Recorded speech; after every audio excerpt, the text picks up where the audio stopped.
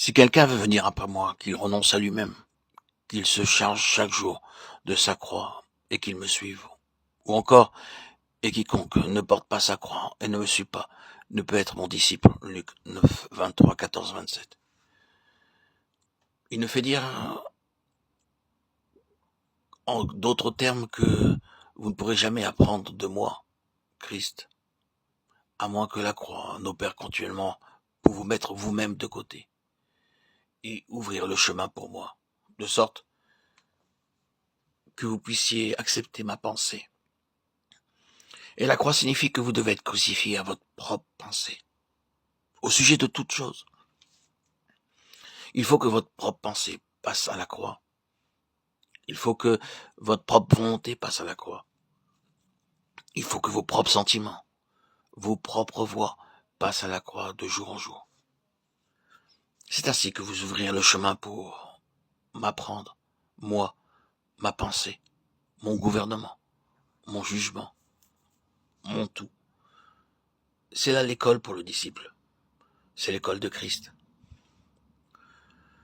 Du côté de la résurrection, la souveraineté de Christ, la tête, devenait sous l'onction, ou devrait devenir le facteur dominant dans la vie d'un croyant.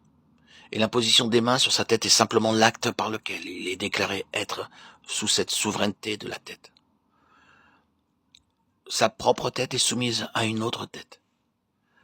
Sa tête est soumise à une tête plus grande. Jusqu'ici, c'était sa tête qui avait gouverné sa propre vie. Mais désormais, ce ne sera plus sa tête qui gouvernera sa vie. Elle doit être soumise à la souveraineté d'une autre tête. Il est amené par l'onction sous l'autorité de Christ, la tête. Et c'est ce qu'attestait l'Esprit dans les premiers jours de l'Église. L'Esprit descendait sur les croyants pour déclarer que celui qui est dans la maison où se trouve l'onction doit être sous le gouvernement de la tête de la maison. L'esprit de tout cela trouve une expression dans cette parole de l'Épître aux Hébreux. Mais Christ l'est comme un fils à la tête de sa maison, et sa maison c'est nous. Hébreux 3.6.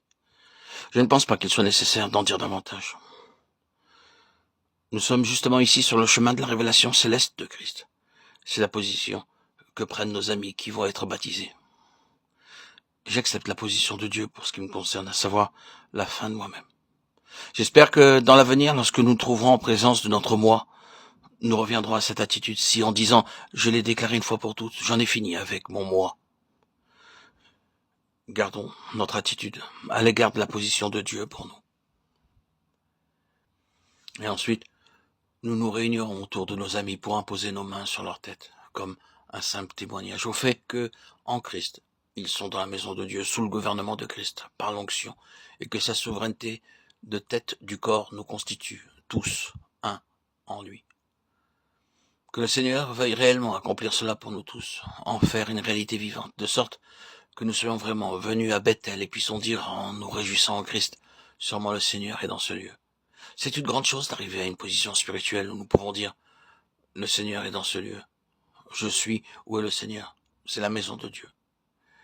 Et cela signifie simplement une connaissance vivante de ce qu'implique être en Christ. Être sous sa souveraineté et sous son onction.